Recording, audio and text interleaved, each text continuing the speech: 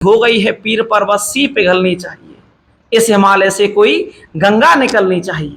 अगर आप जो ठान लेते हो आप कर सकते हो, तो भाई ने करके दिखाया। नमस्कार, आपके online platform Tirupati classes Jattari में आप सभी का बहुत स्वागत है। मेरे प्यारे साथियों, आज एक नए शख्स से मिलवाने में आपको जा रहा हूं, जिनका नाम योगेश कुमार है।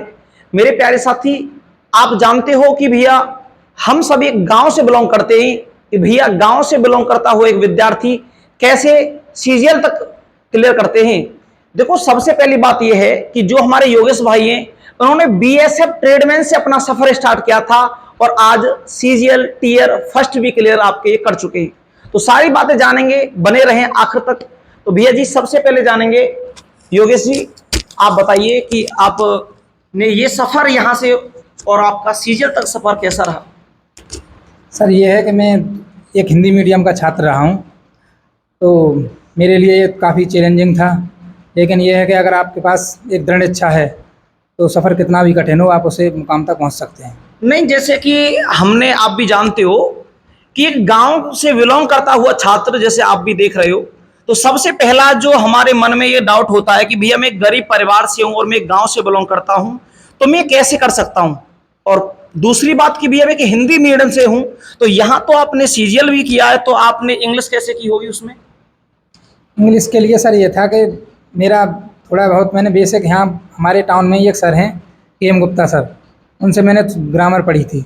लेकिन हिंदी बैकग्राउंड होने के कारण कंप्रहेंशन में प्रॉब्लम होती थी, तो उसके लिए एक दो नोवेल भी मैंने रीड किया था। और उसके बाद ये थोड़ा थोड़ा अभ्यास करते करते, मॉक टेस्ट देते देते इम्प्रूवमेंट हो गया। तो देखो, हम जानना चाहेंगे कि जो आपका बेसिक था, जैसे शुरू से आपने तैयारी की, जैसे आपने 10वीं की, 12वीं की, तो आप थोड़ा इस सफर को हम थोड़ा शॉर्ट में बताना चाहो कि आपने यहाँ तक का सफर धीरे धीरे कैसे तय किया?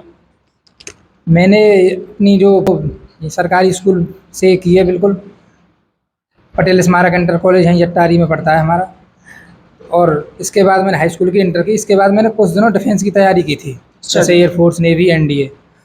तो मैंने सुना था कि आपका पहले एयरफोर्स में भी हो चुका है एक बार? हाँ, सिलेक्शन मेरा कई जगह हुआ था, लेकिन प्रॉपर फाइनल सिलेक्शन नहीं हुआ था। अच्छा, फाइनल नहीं हो पाया था? हाँ, किसी ना किसी स्टेज पर मेडिकल एग्जाम्स होते हैं और फाइनल लिस्ट आती है, तो उसमें प्रॉपर कहीं सिलेक्शन नहीं हो पाया था। तो मतलब जो भी है कि आपका, आप ये देखो, आप भी समझ चुके होंगे कि एक ग्रामीण परिवार से और एक गांव के परिवार से और गांव में रहकर यहाँ तक का सफर तय किया आपने, तो आप में इसमें बाधा बहुत सारी आई होंगी बीच में। हाँ, पढ़ाई से रिलेटिव, जैसे कुछ लोग बोलते हैं कि भैया अगर आपको कुछ बड़ा करना है, सीजीएल वगैरह करना है, सीपीओ करना है, तो आपको यहाँ से दिल्ली जाना पड़ेगा, आपको घर छोड़ना पड़ेगा, परिवार छोड़ना पड़ेगा। क्या ये पहुंचना पड़ेगा? हाँ हाँ सर, ऐसा है, लेकिन अब ऐसा फिलहाल बिल्कुल है नहीं, क्योंकि आपको यूट्यूब चैनल्स, बहुत सारे यूट्यूब चैनल्स हैं, बहुत सारा अच्छा कंटेंट आपको फ्री में मिल रहा है, तो इसके लिए आप यूट्यूब से भी चाहें तो पढ़ सकते हैं। मतलब आपका मानना है कि अगर हम फिलहाल की जो वर्तमान स्थिति है देखकर, तो आप घर नहीं छोड़ोगे, फिर भी आप एक अच्छी तैयारी, एक अच्छी जॉब की तैयारी कर सकते हो यस, घर पर रहकर।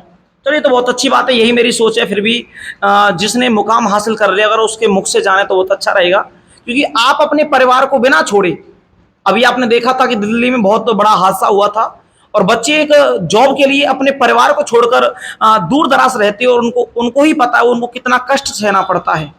और फिर भी हमारे योगेश भाई ने अपने गांव में अपने माता पिता के साथ रहकर इतना बड़ा काम किया है कि जो लोग ये बोलते थे कि भैया कि हमसे गांव से नहीं हो पाएगा, हमको शहर जाना पड़ेगा, तो आपने वो संभव करके दिखाया है, जो एक कार्य बच्चों को असंभव लगता है। तो आपका सबसे पहले मैं बता दूं योगेश भाई का, जैसे मेरे पास डाटा है कि बीएसएफ ट्रेडमैन से इनकी जर्नी स्टार्ट हुई।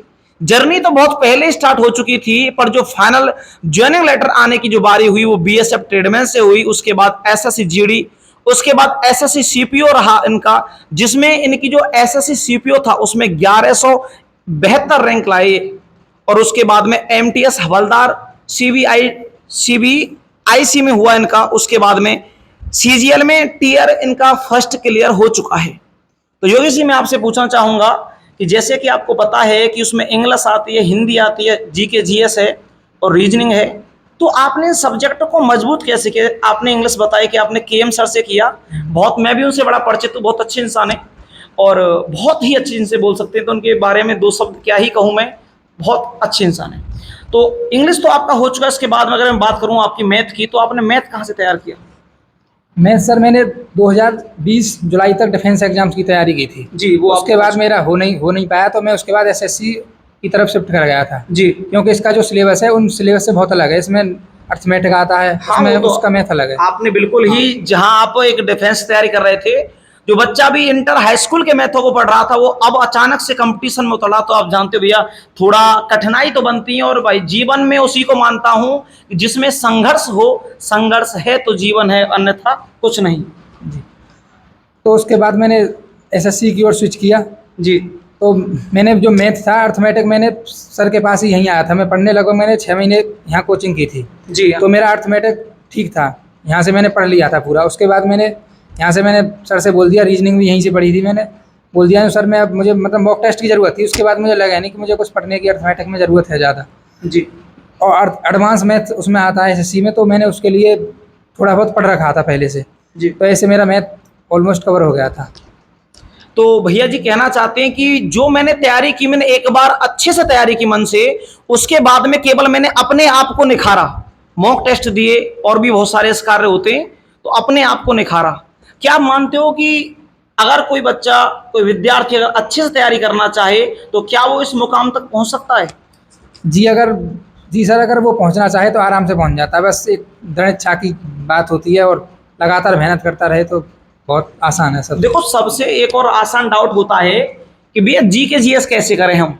ये बहुत अहम डाउट बन चुका है अब आज की स्टेज पर, कि हमसे जी के जीएस नहीं हो पाती है। तो उसके बारे में कुछ आप कहोगे? हाँ, ये है, एसएससी में अगर आप तैयारी कर रहे हैं तो किसी भी टॉपर से या किसी से भी पूछो तो वो जीएस का मतलब रोना रोता ही रहता है।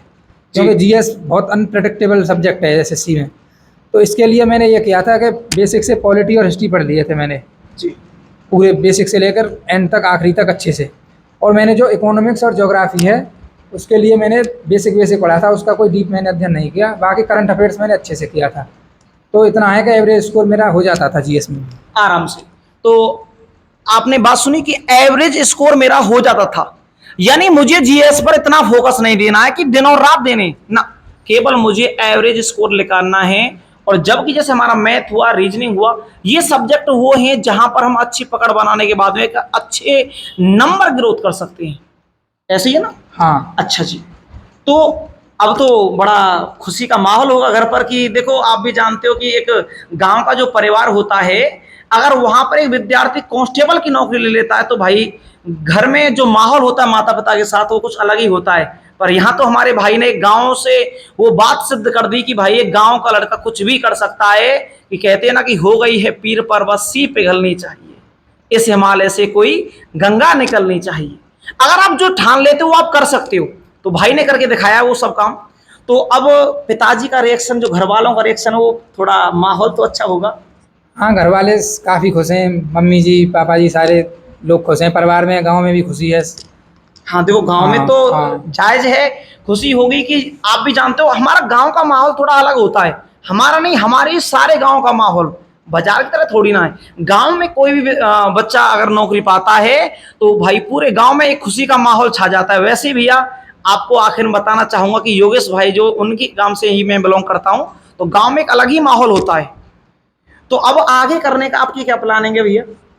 आगे का यही है कि मैं, मेरा सीजीएल प्री का इस बार क्लियर हो गया है, तो मेन फोकस तो एसएससी सीजीएल अब मेंस की कर रहा हूँ। अगर वहाँ से 24 को जैसे मैं ज्वाइन कर लूँगा सब इंस्पेक्टर की, सीआरपीएफ में सब इंस्पेक्टर की पोस्ट को। अच्छा, आप सीआरपीएफ में एसआई वाली जो है वैकेंसी, अब उसे ज्वाइन कर रहे हो? हाँ, 24 तारीख को। हाँ, फिलहाल में उसको ज्वाइन करने के बाद मेंस दूंगा। अगर उसमें हो गया तो ठीक है, वरना मेरा जो है तो सीआरपीएफ में डिपार्टमेंटल एग्जाम होते हैं असिस्टेंट कमांडेंट के लिए, तो उसके लिए प्रयास करूँगा। तो आप कुछ कहना बहुत चाहोगे? अच्छी, धन्यवाद। तो आखिर में भाई से केवल एक ही बात पूछूंगा, जो हमारे विद्यार्थी, मेरे प्यारे छोटे भाई बहन हमको देख रहे हैं, तो आप उनको एक पढ़ाई के बारे में कि भैया कि आपको पढ़ना कैसे, खबर थोड़ा समझा दोगे कि अच्छे से भैया ऐसे तैयारी करनी है आपको? आपको सबसे पहले कोई भी एग्ज़ाम हो, डिफेंस का हो, एसएससी का हो, बैंकिंग का हो, रेलवे का हो, सबसे पहले आपको किसी भी टीचर से, चाहे ऑनलाइन हो ऑफलाइन हो, आपको सबसे पहले सिलेबस पूरा करना है एक बार। जी। चाहे 6 महीने लगें, 8 महीने लगें, 1 साल लगे। उसके बाद आपको मैक्सिमम फोकस मॉक टेस्ट पर करना है, क्योंकि टाइम बहुत कम होता है एग्जाम में और क्वेश्चंस होते हैं बहुत ज़्यादा। तो बहुत कम सेकंड्स मिल पाते हैं क्वेश्चन के लिए, तो उसके लिए आपको मॉक टेस्ट प्रयास करने होंगे। मॉक टेस्ट ही सफलता का सूत्र है। ये तो बहुत अच्छी बात है। अच्छा, मैं एक बात और पूछना चाहूंगा, क्या विद्यार्थी जीवन में क्या हमको सब्र रखना, जैसे बोलते हैं ना कि सब्र रखना क्या लाजमी है? हाँ, सब्र तो रखना पड़ेगा ही अगर सिलेक्शन लेना है, देखो, क्योंकि ये सब आपके डाउट हैं जो आप देख रहे हो कि भैया मैं क्या करूं। भाई अचानक से कोई कार्य नहीं होता। कि किसी विद्वान ने बहुत अच्छी बात कही है कि अगर आज आपसे कोई बहुत आगे चल रहा है और आपने भी उस कदम पर चलना स्टार्ट कर दिया, तो ये लाजमी है कि आज आप उसकी होड़ नहीं कर सकते हो। पर ये उसने नहीं कहा कि कभी भी होड़ नहीं कर सकते। अगर लगातार निरंतर प्रयास करने से एक कछुआ खरगोश को पीछे छोड़ सकता है, तो आप क्यों नहीं। तो भैया जी, इसी बात पर मैं अपनी वाणी को विराम दूंगा। जैसा भी आपका कोई मन में डाउट हो, कोई उचित आपका क्वेश्चन हो, तो आप कमेंट सेक्शन में पूछ सकते हो। चिंता ना करिए, जितना भी त्रुपति क्लासेस से होगा और आपके हित में जो बातें होंगी हम समय समय पर लेकर आते रहेंगे। केवल आपका प्रेम और सपोर्ट यहां पर बना रहे भैया। नमस्कार, राधे राधे।